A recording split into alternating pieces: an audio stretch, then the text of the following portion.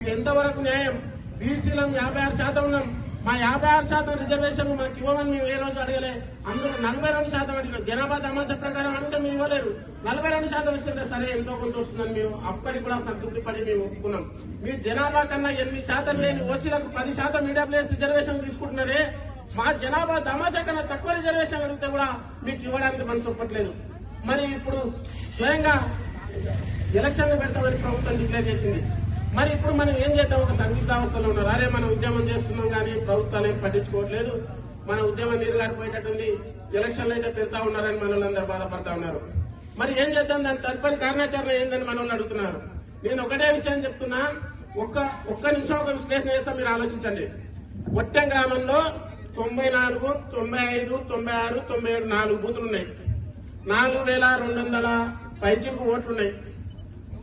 ఆ ఓట్లలో 600 మంది ఎస్సీలు ఉన్నారు,